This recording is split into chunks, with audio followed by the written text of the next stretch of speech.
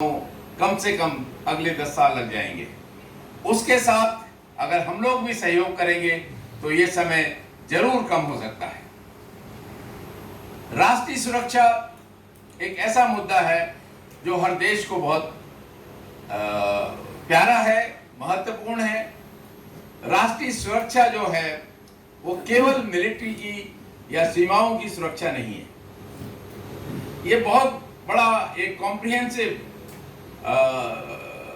चीज है जिसमें हर भारतवासी का, हर भारतीय का योगदान है। ये इकोनॉमिक सिक्योरिटी है, फूड सिक्योरिटी है, डिप्लोमेटिक सिक्योरिटी है, साइबर सिक्योरिटी है, एरोस्पेस सिक्योरिटी है, और जो भी थोड़ा सा कंट्रीब्यूट करता है।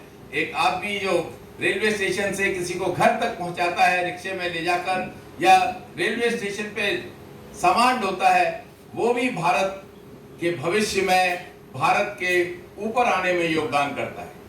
तो ये हमने आपको बताना है कि ये केवल सीमाओं की सुरक्षा और आर्म फोर्सेस की योगदान नहीं है, इसमें हर भारतीय का योगदान है। जब आप देखते हैं 1971 वॉर की मैं बात करता हूं, जब हम लोग लड़ाई के बाद घर जा रहे थे, मैं यहीं से गुवाहाटी से, उस वक्त बरौनी में चेंज करना पड़ता था मीटर गेज से ब्रॉड गेज में, और यहां से बरौनी से कानपुर तक, मैं एक छोटे से शहर फतेहगढ़ का यूपी में रहने वाला हूं। हर स्टेशन पे जिस तरह से भारतवासियों ने हमारा स्वागत किया, हमारा सम्मान किया, वो एक अकल्पनीय, एक जो हम लोगों को एक एहसास हुआ, वो बहुत सुंदर था। वही भारत की एक बहुत बड़ी विशेषता है और उसको हमने जन जन में जागृत करना है। भारत ज्ञानवीरों का देश है। यहाँ मैत्री, गार्गी, कौटिल्य, और अगर आप अगस्त मुनि देख लीजिए, राम कृष्ण, विवेकानंद जी, आज सुंदर पिचाई, सत्य नडीला, पराग अग्रवाल, किसी भी जगह देख लीजिए, विश्व में कहीं भी पहुंच जाइए, doctors, engineers, scientist top level पे भारतीय हैं। और ये किस लिए है? क्योंकि हमारी पुरातन टाइम से सभ्यता रही है कि ज्ञान के ऊपर, शिक्षा के प्रति हमने बहुत इंपॉर्टेंस दी है, महत्व दिया है, और इसलिए हमने ये जो चीज है ज्ञानवीर, ज्ञान की जो सबसे हम लोग ऊपर रखते हैं, ज्ञान को पाणिनि वगैरह, ये सब बहुत बड़ी शुरुआत से, आज से नहीं है। भारत दानवीरों का देश है। भारत ने हमेशा, अभी आपने कोविड के टाइम में भी देखा कि भारत, जबकि हमारे को भी बहुत कुछ जरूरत थी, दवाइयाँ, विश्व में जो लोग जिनके पास इतना पैसा नहीं था उन दवाइयों को पाने के लिए, भारत उनको देने को तैयार था।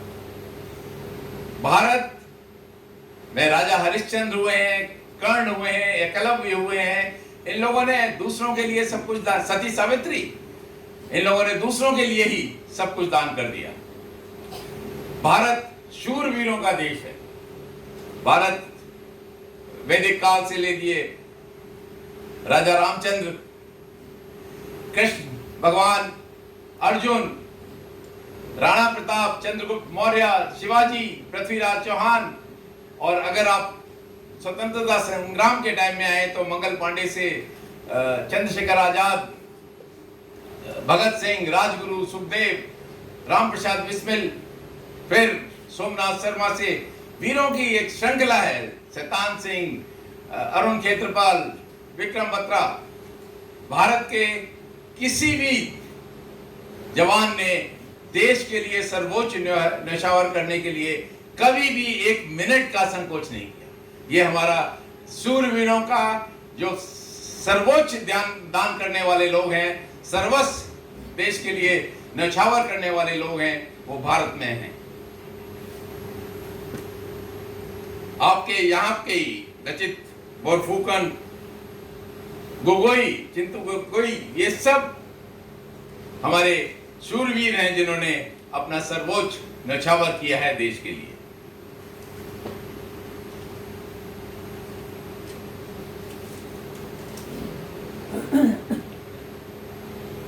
मॉडर्निटी वर्सेस ट्रेडिशन के बारे में 2 मिनट बोलूंगा, आधुनिकता और परंपरा। आधुनिकता आपकी वेशभूषा नहीं है, आधुनिकता आपको अंग्रेजी और डायलेक्ट में, अमेरिकन एक्सेंट में बोलने से नहीं होती है।